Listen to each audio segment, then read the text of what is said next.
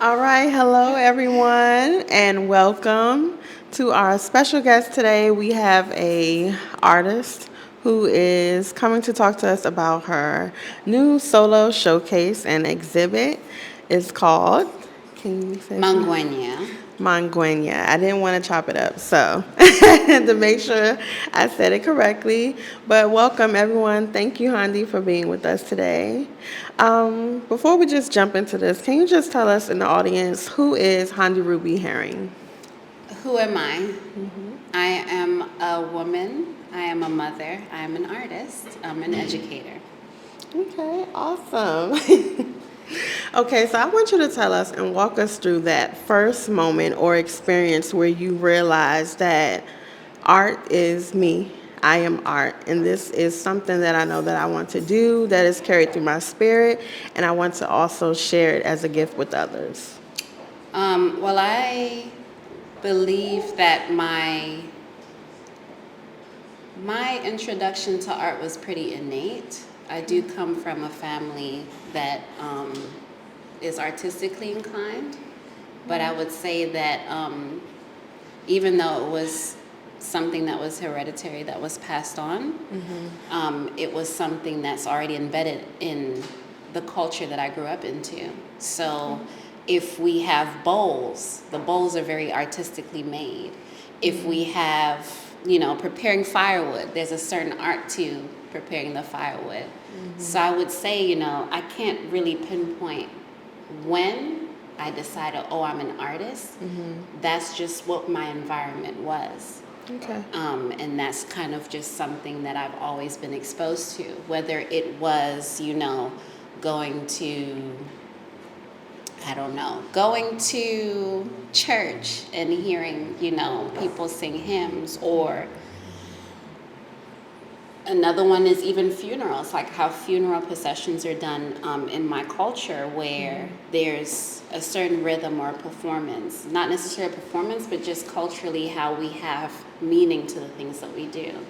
So I would say that my definition of artistry, or what an artist is just being aware and intentional about your surroundings.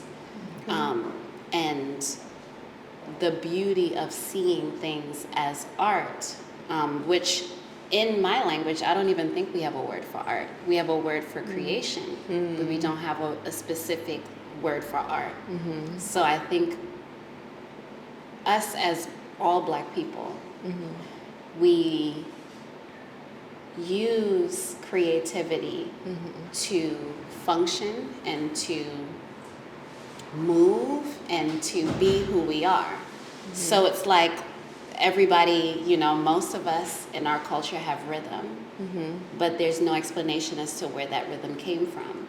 But we also connect to music. Where did that come from? We also connect to, our stories. And that's also, an art in itself. So to answer your question very simply, it is just a way of life for me to have art as something which I believe is my mission to share with others. Okay, awesome. Awesome for that. And I love how you said that art is not really something that you realized it was something that you wanted to do, but it was something that was innate. It was already born in you, it was a part of you. So once you did decide that, where did you go to kind of hone in on your skills and brush up on your practice in art? Okay, that's another great question. So as you know, because we both were in the same predicament as far as our education. I went to a school called Nation House.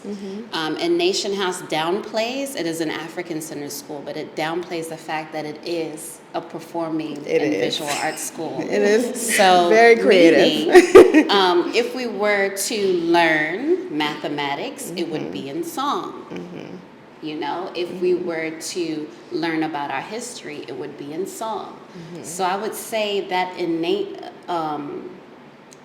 artistry that I received from, growing up in Zimbabwe, When I moved here, Nation House kind of fueled that even more and gave me ideas as to how I can portray or how I can explore, I guess, my Africanity, I guess my sense of self. Because I also feel like a lot of the times well, for me as an artist, I don't think if I did not have that education, I would have been able to produce and articulate specifically what my work was about. And so through that experience of going to that form of education and having people and educators like Mama Fia and Baba Ajay, who were all artists themselves, and that's another thing, right? So all of our teachers were artists. Right. Yeah. So that kind of gave me the passion for art, but also the passion to be an educator. I didn't want to become an educator, but it came so naturally because we were in that environment. But I would say... So I love that. Yeah. Can you actually just walk us through that journey a little bit of growing up in an environment like Nation House where you grew up around artists and starting to realize your own artistry within yourself, and then going on to college, and then now after college becoming an art educator? Can you kind of just walk us through that? Yeah. So if I'm hearing what you're saying, where did the transition come from going to Nation House and being like, oh, I want to be an artist? Yes. So because I had that fuel, I was very clear as to who I wanted to be immediately. There was no question. I knew I was going to be an artist. That was my career goal, is to be an artist. And the educational part came when people were like, okay, well, what's plan B? Or like, how can you be stable? But it was very clear to me that what I wanted to be was an artist from jump, from the start. So I think maybe as early as I started drawing, I knew, even if I didn't know the names of what careers you could be, I was like, something in me was just like, you're going to be an artist. Yeah. So with knowing that, but also being in such a small school, I wasn't educated in the possibilities or what avenues or what my future would hold, right? So going to college, I was like, okay, well, am I going to be a graphic designer? I didn't know the titles, but I knew that I had to look for an art school specifically because I wanted to be an artist. So one of the things that popped up was MICA. I really wanted to go to Parsons. I really wanted to go to Pratt. I really wanted to go to all these different schools that were art related, and I did extensive research. And then Corcoran was the one that I ended up selecting, and which was amazing because it was affiliated with a museum. So now I think National Gallery has all of Corcoran's stuff, Students, all of their artifacts. But what was really nice is I could be learning. So our classes would be from 8 to 1. Just studio, like just make your art, just do your research, whatever. So we had studios. Everybody had their own individual studios. You'd make work from 8 to 1, and then you'd have like another chunk of time in a lecture or a seminar or a class, which was great. But then you had periods where you could just go upstairs in the museum and immerse yourself in like all of the art that was there. And then you would have like artists that would come through who were exhibiting their work. So there was a show called 30 Americans. And this is where I was just like, okay, now I know what my focus needs to be at school. Because although I went to Corcoran, I kind of felt like my professors, they were amazing professors, but with the work that I was trying to produce or what I needed guidance on, culturally they could not relate to what I needed. So I was like, okay, I need to do that research for myself. Then they were trying to now be equitable and diverse in the type of shows that they would show. So they had a show called 30 Americans, and it was 30 African American artists and some from African diaspora, but like really practicing Black contemporary artists. And seeing that, because usually the way that they would talk about our art or would talk about artists Black people would be like, In primitive a art, like, negative. Right. very dated art. But I didn't know we had a category of contemporary. So I was like, oh, okay. So there are people that want to tell the type of stories that I want to tell. And so I started like going down the list: Kehinde Wiley, Nina Chanel Abbey, Carol Walker. Like all of the people that were on the show were people that I was researching, and it just blew my mind. And I was like, okay, so I'm very confident. But what I didn't share is I actually started off as a photojournalist major. Oh, okay. Yes, That's photography. very great information. Yes. So I started off as a photojournalist major. Okay. And that was what I was accepted in at the Corcoran. Okay. And because I thought I wanted to be a photographer before I actually became a fine artist, a visual artist. Okay. And photography was something that I really loved. And my first camera was purchased by my uncle because he saw that I was very much into that. And that blew my mind. Like having a camera taught me, as now a visual artist, that my references can be also my form of artistic practice. So usually most of the things that I make, I photograph first. Okay. If it's not like an old photo or something. But I'm drawing photography for my reference or for my research. And the first person that I researched when I was a kid, I just kept, I don't know how I got into Gordon Parks. But Gordon Parks was someone that I would just like, oh my gosh, you know what I mean? Wow. Like just capturing history. And it was just him taking shots of like people. But people that you don't see every day, or our people that you don't see them in a position where how the media portrayed us. Right. It almost was in an uplifting manner. Then I got into Seydou Kouyaté and Malik Sidibe, like all of these now African artists. Because I'm like, okay, I'm an African artist as well, but I have an experience in other cultures. But that exploration is what got me fascinated in photography. But I also, the way that I did my composition, I felt like was unique. And so I thought I was going to be a photojournalist major. Okay. And Corcoran was the only school that had photojournalism as a major at the time. But going to Corcoran, I guess the assumption was that you should already know the darkroom. And coming from such a small school, I was self-taught. Right. I didn't have that educational experience.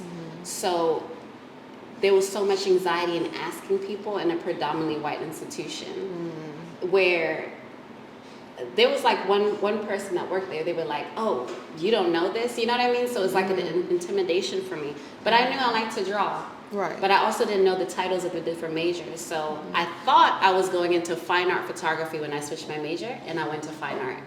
But I didn't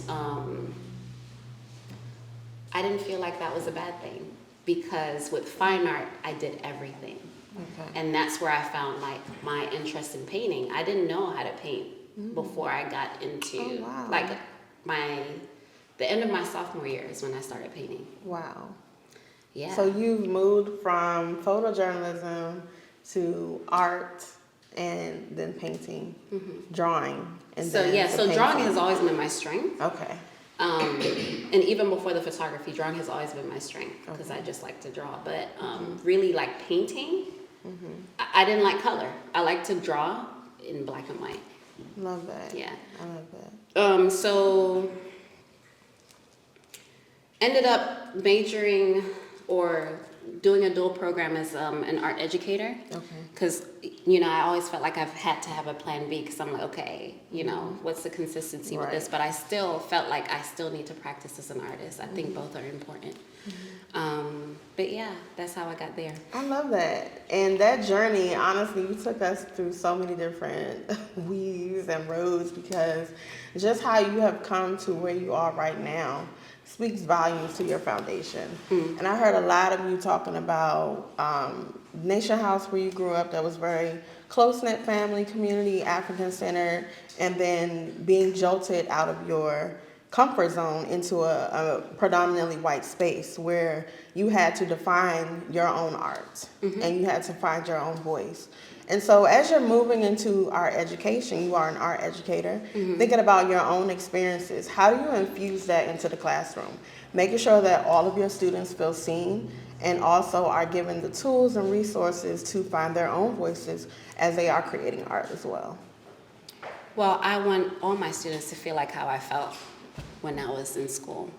And so even though we were like a class of 5 or a class of 10, and I have like a class of 25 or 30, I still want them to feel like I felt when I walked in the door for the first time in our school environment.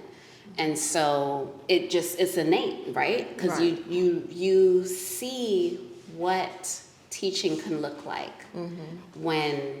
so for us, we had teachers that looked like us, right? So it builds a sense of confidence. But, you know, when I started, there were like very few people, or like the spaces that I were in,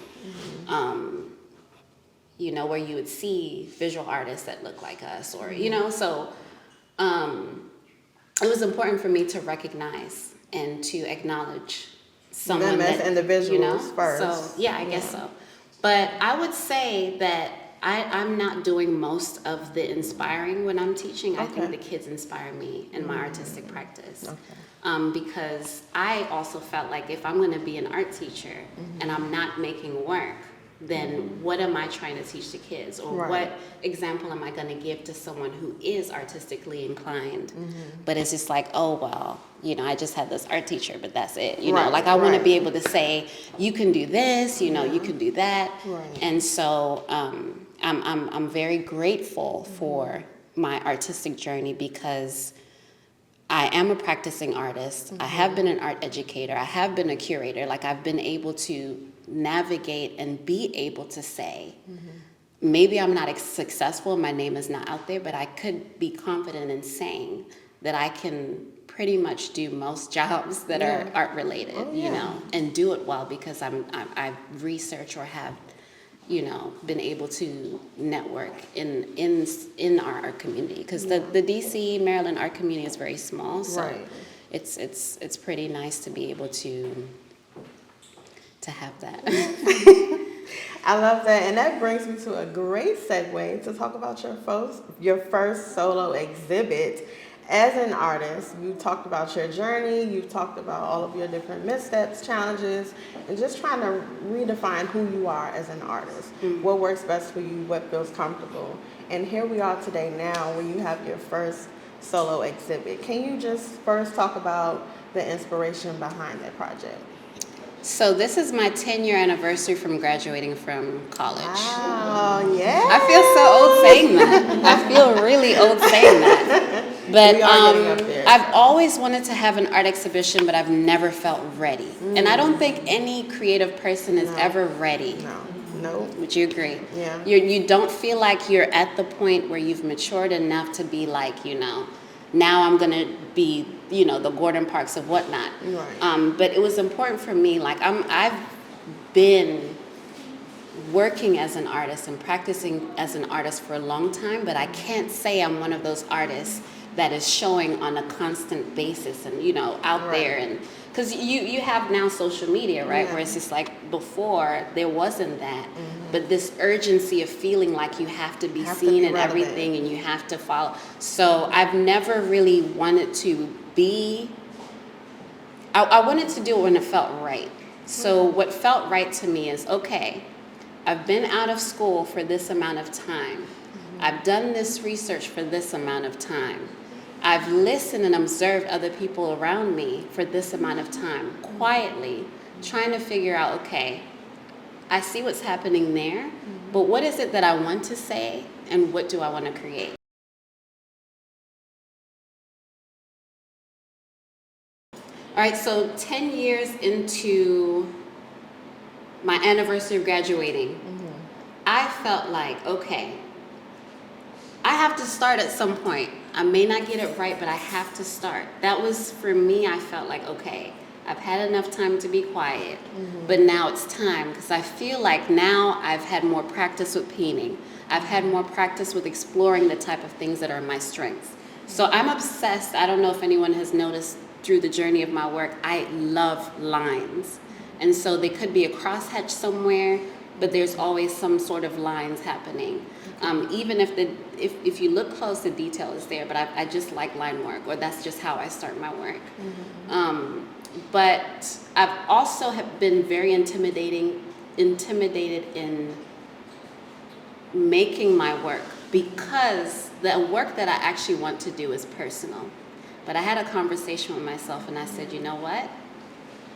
If I don't tell my story, which is also a form of therapy for me, when I make work, it's like I'm not really making it to present to an audience.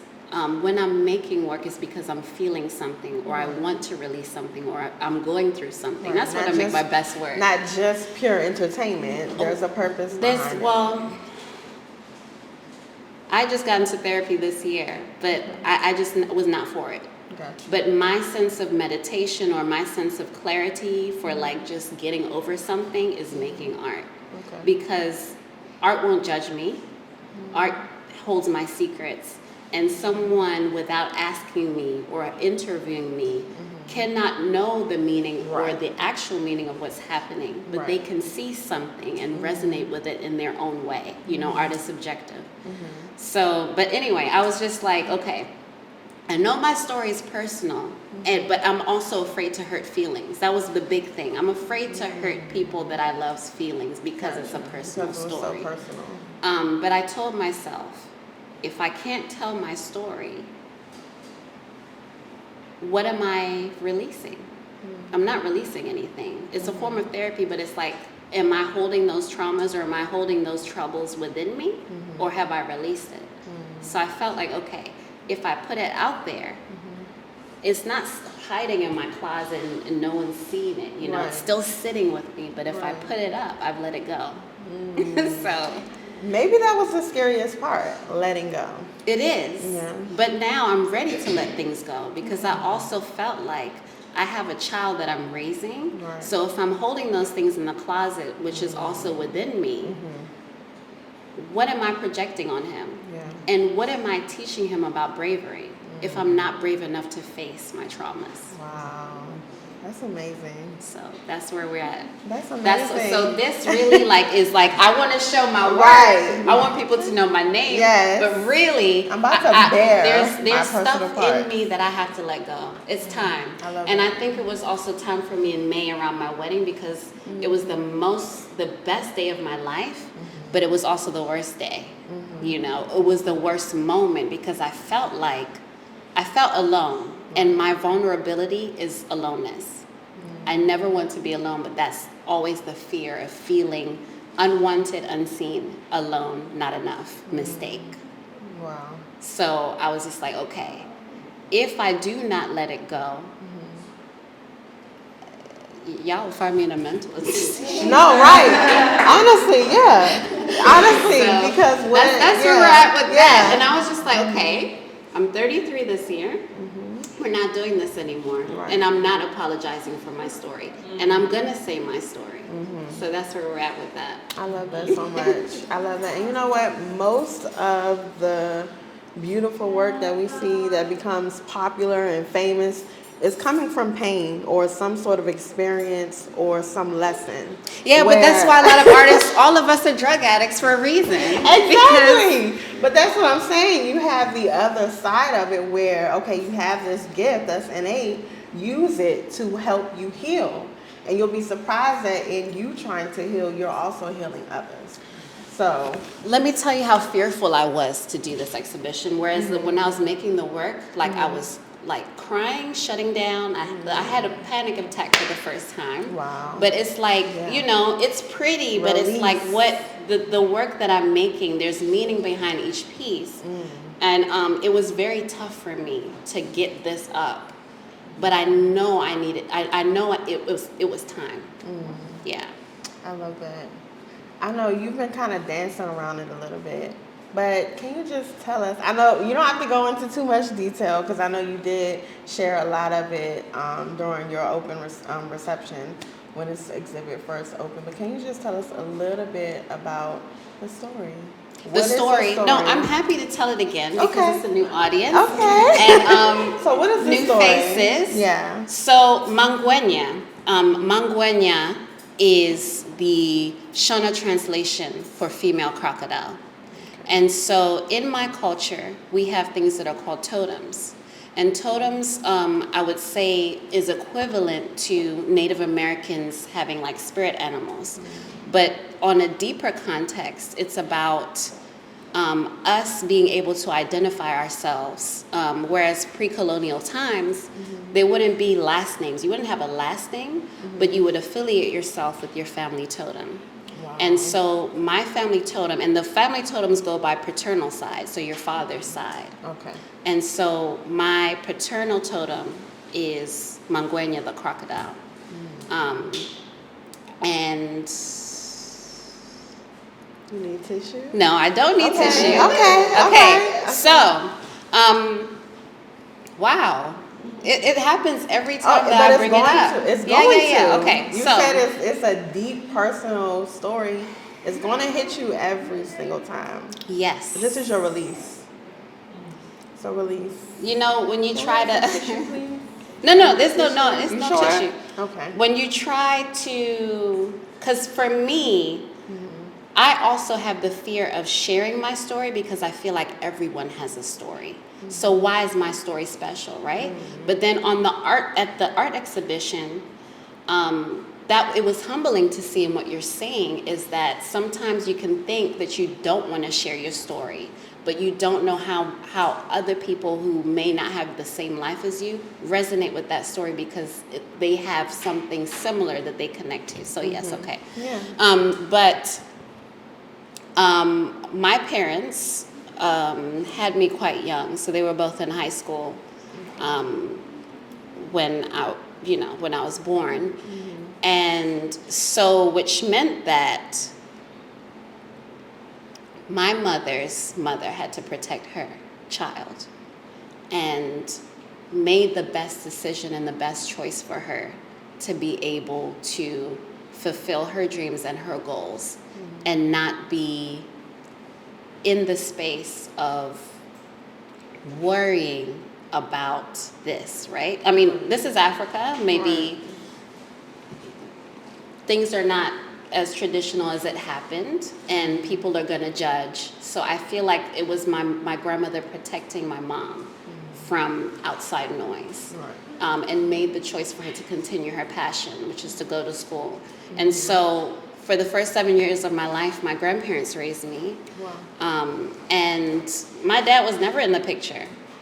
So, which means that, right? Yeah. Someone ends up growing up with a father and mother wound. So because I was raised by my grandparents who loved me, and all of the extended family that I had in Zimbabwe when I was living there, I felt that love. But there's also confusion as a child as to why your parents are not there. You know, where some kids are constantly, being picked up from school by their parents, or so, and because we're in like a traditional environment where those things culturally, like you expect it, it was a different story for me, but a story that I did not understand, and nobody talked about it.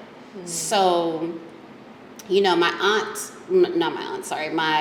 uncle, who was in Zimbabwe at the time, my mother's brother, that's the person that I call dad because his children called him dad. But also culturally, you don't have cousins, you have siblings. So they were my siblings, but I would still call him dad, or, but they will call for daddy, and I'll call, I would feel that, but there's also a connection that you have with your blood children that you don't receive, you don't receive. So I felt unwanted in an aspect, but always yearning for my family, my parents.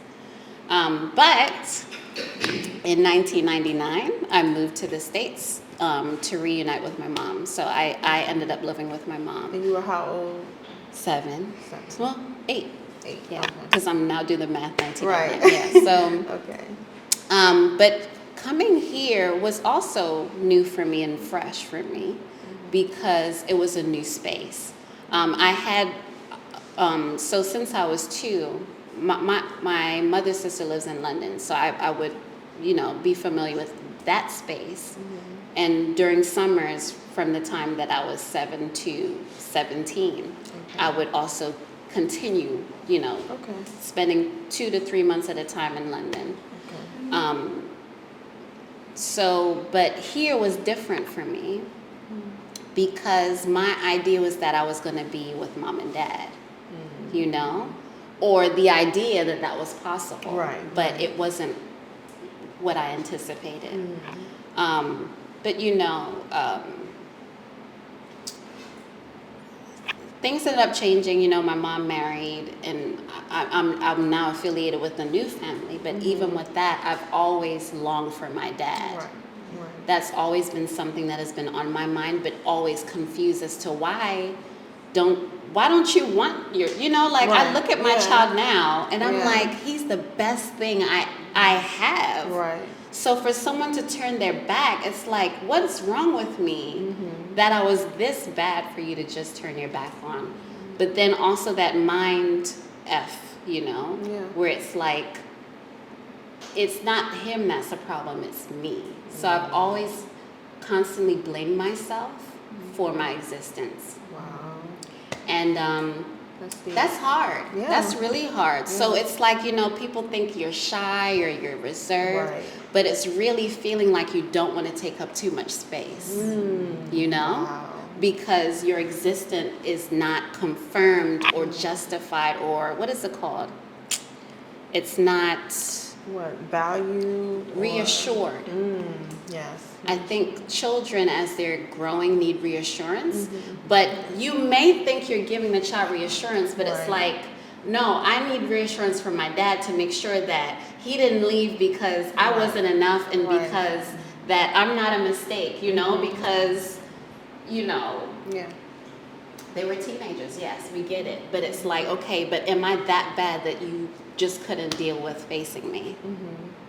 And it was very confusing, and I felt guilty for feeling confused, because I was just like, I do have people that love me, and my dad hasn't been here, but I've had so many dads in my life that if I pick up a phone, they'll come and call, but I'm still going for the person that left me, and it really hurt me this May when I got married, because I had called my dad. Well, I reached out to my dad, and I was just like, I'm getting married. I would love for you to be there.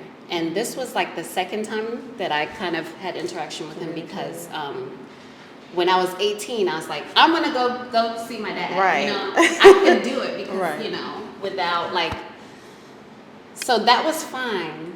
But there's always been just not feeling like you belong, right? And just...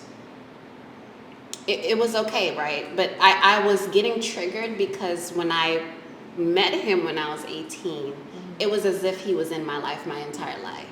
But I'm like, you don't even know me. So like, why are we doing this? Right. So anyway, fast forward. So you called him. You say you were getting married. I reached out to him.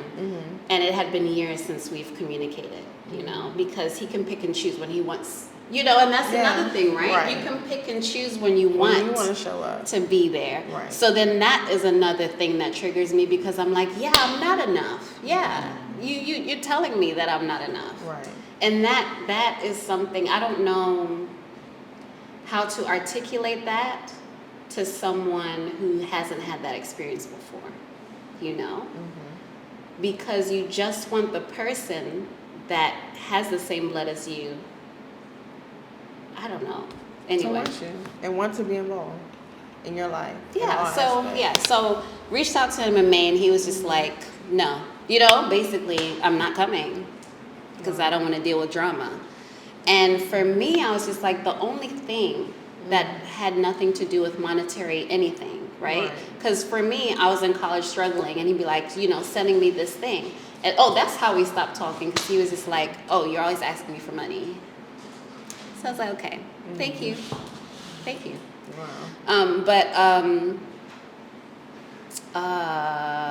He didn't want to deal with the drama. He said he doesn't want to show up because he doesn't want to deal with the drama. But it hurt me because I was just like, the one thing that I just wanted you to see is that although you weren't here, I'm still loved by you, but I'm still good enough. My therapist has told me that, overworking yourself is a trauma response. I'm an overachiever. That's the word. Overachiever. So I knew I wanted to graduate from high school. I want to get my undergraduate. While I'm in undergraduate, I'm going to do dual program to get my master's. Yeah. And then when I do that, I'm not going to travel like I wanted to travel. Right. I'm just going to start working so that I can pay my bills and buy my house. Right. But literally, like when I was in college, you want to explore, you want to party, you want to do this.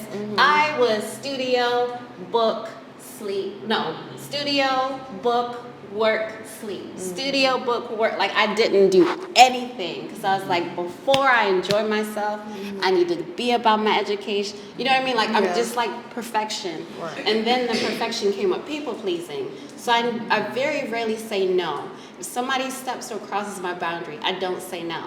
I just allow them. So it's like toxic work environments, toxic relationships, like all of it, because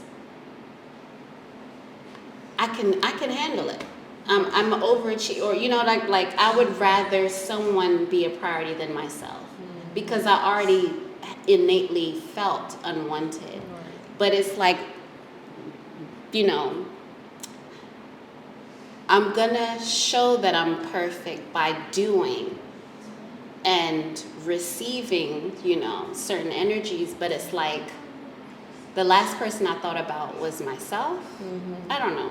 I'm trying to like communicate properly, but you're doing fine. You're doing fine. Feeling like I had to fill the gap of unwantedness with things that I'm capable of doing. So I'm the one that would get a certification in hair sprinkles. Right. I'm the one that's gonna, be. So there was a period of time where I was in school.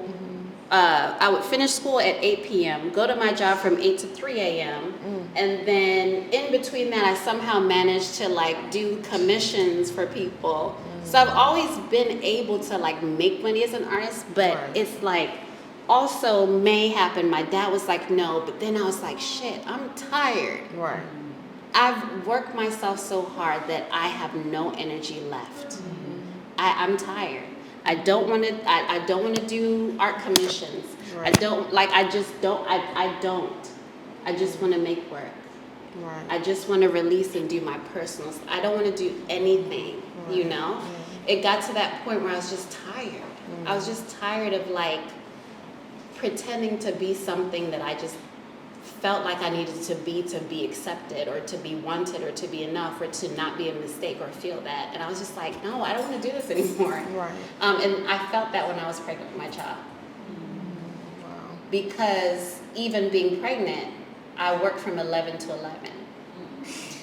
Wow. Up until my 8th month. And toxic work environment, right? Very much so. The lady asked me to shovel snow while I was 8 months pregnant, which put me in hospital for a week. You know what I mean? Yeah. So, I felt like I was killing myself. Yeah. With seeking validation. And the validation I was seeking without saying it is the validation from my dad. But not only that, it's like I just feeling neglected. Right. And not necessarily protected.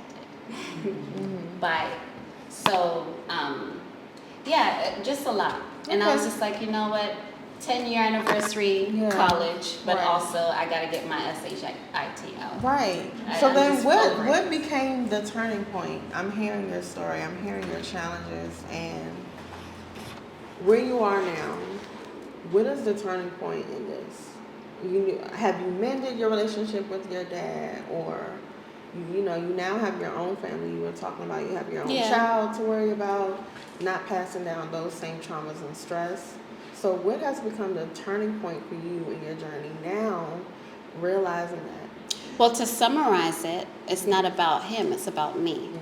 And for me to look at my life and say that I'm only telling this story once and I'm not apologizing for my story is recognizing that although I didn't have crocodiles that raised me, I've had lions, I've had, elands, but I've also had eagles, which is the adopted name that my paternal side, my actual father, his family. So also, if you marry into Zimbabwean culture, they'll give you a totem. Yeah. But just recognizing that I am enough, and it's time for me to seek joy. Yeah, Because I've been suffering in sadness or wounds Yeah. where I felt like my existence is a mistake. And I also felt like for me, deciding to be vulnerable in this way, there are many people that don't have fathers in their lives. But in our Black culture, in our African culture, it's something that we act like is normal. Right. And it's not normal.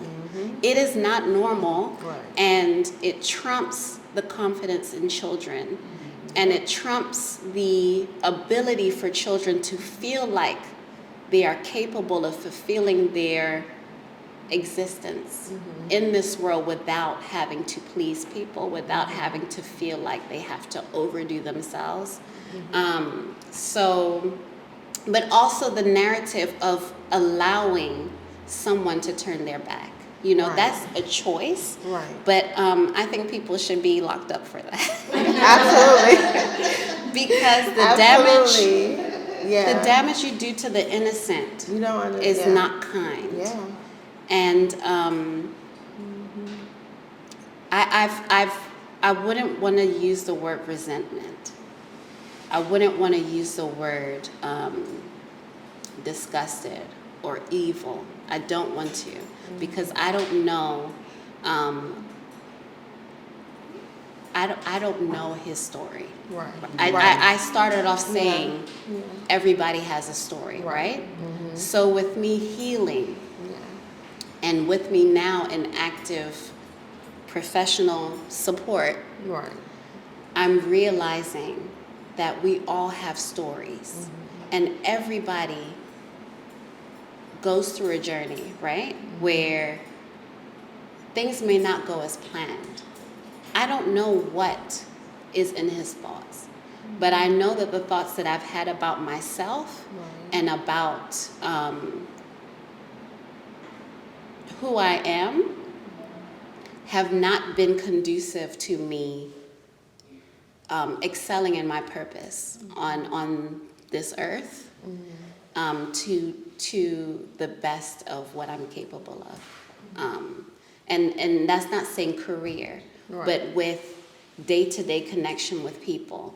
Because also when you're in pain, you're selfish. When you're in pain, you tend to hurt people that didn't cause the pain, and you want to point the finger when the person you're pointing the finger at is the one that's actually showing up the most. Right. So I kind of felt like, am I going to do this until I'm 70? Right. Like hurting myself? Right. Or not speaking up, or not standing in a room in confidence of feeling like I belong amongst other humans because I'm a mistake. But do I want to continue like this? Right. Also knowing that I brought someone in this world, because things I do genuinely do feel like people pass on behaviors without even displaying those behaviors. So I was just like, do I want to raise a child within dishonesty? Because I was being dishonest with myself about everything, like about how I felt about myself. I could not say out loud to anyone or to myself that I feel like I'm a mistake, and I feel like this is not it for me, So I wrote it down and I put it in the art show so I could let it go. This is such a beautiful story, and thank you so much for being brave enough to share it, because I know that took a lot of courage. When we have wounds, it's very difficult for us to, one, admit to ourselves that we were even hurt in the first place. And then two, it's difficult to even tell somebody else I'm hurt. So thank you for sharing that. And you don't even know how much you're healing others who have a similar story. You know, I have a similar story too. Yeah. And we talk about it all the time. But it's something that's real for a lot of, and I can only speak for Black women, right? Because I am one. For a lot of Black women, it's a very stale story, like you said, that nobody really talks about often. We just kind of move through life, push through, work, then we have our own kids, right? And it has to come to a point where does it stop, right? How do I fix this, even though I didn't cause this wound, but how do I heal it so that I can effectively move forward in life, as well as protect my own?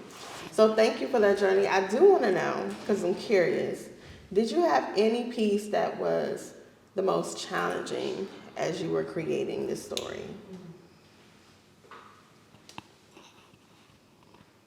All of them. Let me be honest with you, 'cause now I can be honest, right? I approached Jared in June that I wanted to do an art exhibition. I'm gonna be very honest. I didn't want to be honest, because I'm like, yeah, I've been working on this for a year. I couldn't make the work because it was so hard for me. I intended to have so much more done, or like, this was like about a week and a half worth of work. Wow. And it took that long for me because that's how, that's where my state was, you know, with trying to acknowledge that this was happening, because it was just hard for me to start. And I was just like, okay. Was it a week and a half? Yeah, okay. It was anyway, about a week and a half. yeah, so on top of you teaching, on top of you being a mom, and a husband. Yeah. I forgot the question. You were talking about if there was, well, you said there was no challenge. I worked on them simultaneously. Gotcha. Everything on the floor. Wow. All at the same time. Okay. So I like put one up on the easel for Instagram, but they were all on the floor. They were all on the floor. Right. Okay. So all of the pieces were essentially challenging for you. Yes, that's why I had to stop one and go to the next one, and then come back to the other one. Okay. Okay. Awesome. Well, I just want to, this is the last day that this will be showcased. What can we expect from Handirubvi Herring next? Joy. Okay. I love that. Joy. I've let go of the hard stuff, and now I can actually tell, you know, and that's real, right? Yeah. And you can now move forward, and you might even start finding new stories to tell. So I'm excited. I can't wait. I'm so happy that you were able to join us tonight and just really let us take a peek into your life and what it took to be an artist and get you here today. So thank you so much for Thank you. I've been swinging this mic the whole time. I hope you can hear me. Thank you, everyone. I do want to open up the floor for questions. Yes. If anyone Anyone has questions have about any anything. questions to ask the beautiful artist about? Yes. I do. And it's kind of cheating because I'm your mother, so there's a lot of stuff that I already know about you. One of the things that's always struck me about you as an artist is that your self-portraits are accurate. They're accurate. Oh, that's good to know, because I'm like, one of those eyes are lopsided, and the nose is a little big on that one, but thank you. But I especially mean the pictures of you actually look like you. Okay. Right. And so I wonder, is that difficult? Because people usually have a very hard time just by looking at themselves in the mirror. Never mind having to reproduce themselves on canvas and do it accurately. But you really look like especially this one. And Yes, the one. Really? That looks like me? Yes, Okay. absolutely.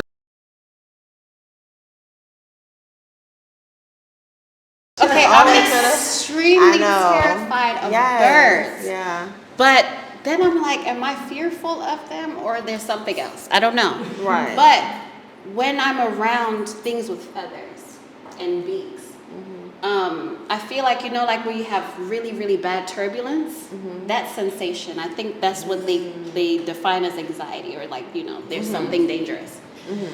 I feel that when I'm drawing a likeness of a person, so I don't just like, oh, I want to paint my grandma.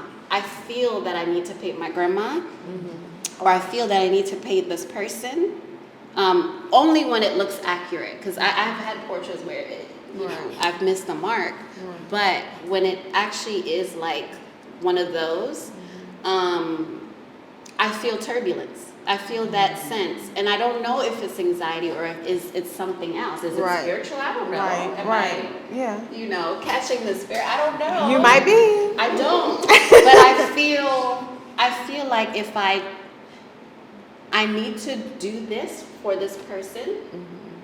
I'm feeling this, because also if I do a portrait, not the show, but if I'm working on a portrait, I forget the time it is. I forget to feed my child.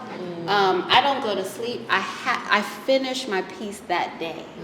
And if I don't finish that day, which happens because life happens, or I have to go to work, that's the only thing that I'm thinking about. I'm in class, but I'm like, okay, well, I need to finish painting. Yeah. So it's like I go back home and I'm back, or it's like eating dinner and I'm like I have to put my work on the wall when I'm making work. So I'm physically like looking at it, and it's on my mind until I do it. But the turbulence is still there because I haven't finished it. Right. Yeah, it's very strange. So there you have your answers. Self-discovery, the confidence in one. You have a question? More of a comment. Okay. Yes. Thank you, one, Oh. for being strong enough Right. to hold on to certain things that I know we didn't want to, because we were responding in a totally different way as your own. Yeah. Oh yeah. But also for having the strength enough to persevere through it, and then also having the strength enough to let it go, Right. and to go through that self-care Yeah. process Yeah. that most don't give themselves an opportunity to go through and to survive through. Right. Right? That's a huge thing. Right? Even people older than us are still stuck. in that Yeah. moment. Yeah. Right. Some people don't get out of it, and that's comfort within chaos. Comfort So within. That's a being great able one. That's to really true. get this out. Right? As Akia said, it ends up being a healing process for so many. Just sharing the story. Yes. Them being able to watch and look and interpret for themselves, because you never know how far that can go for other people. Hey. And I also am excited to see what comes next in Yes. the phase, Yes. because when you start to chronicle your journey and your path, this is a major step, right? That's able to catapult you into that next phase Yeah. that is yet to be written, or yet to be drawn, or yet to be painted, or yet to be photographed. Right? Yeah. So thank you. Yes. To be able to experience it. I haven't met this long because I was supposed to come on time. It's good to see it happen. It's good to hear that journey. Just continue to push through, Okay. because I know that when you were in it, you didn't see the light at the end of the tunnel. Right. No, I didn't yet. So continue to push yourself, because you know there are multiple lights at the end of multiple tunnels. Because Right. that's It's just going to life. be multiple. Yeah. Right? Yeah. And your perseverance allows you to live in a particular way and to get to those plateaus and then to keep climbing, because there's always going to be another mountain. Absolutely. Because it's Yeah. all growth. You see a lot of that growth. So thank you for sharing. Thank you. And thank you for saying that, because I also feel like we associate graduations with educational things. But your personal journey, it's like I feel like I just graduated, Yeah. from Yes. something, Yeah. because I also have a freeness. I'm not ashamed of myself anymore. Yeah. And I'm not afraid to speak up, or I'm not afraid to like laugh. I haven't laughed in such, like just, Yeah. yeah. So, yeah, yes. Question. Is there a piece that you left out or feel is missing? That's a good question. Not for this, yeah. Okay. Yeah. I think I hit the mark, but I also do want to acknowledge my mom because I lean on her a lot for like reassurance. Like, should I do this or should I do that? Or, like unsure. Like now I'm free on that hurdle, but I need that like, am I doing this right? Is this too much? Or I may be thinking something in my head and she knows how to articulate that for me. Or the reassurance is like, yes, no, go that direction. It's fine. You can go there. Right. But it's like now I feel like I can walk by myself. I don't need to be under mommy like that anymore, So that was very liberating for me Awesome. because I graduated. Yes, you did. That's so beautiful. Any other questions or comments? No? Well, thank you guys for Yes, being here. thank I really you all appreciate so you all. much. Yes. Yes, that's beautiful.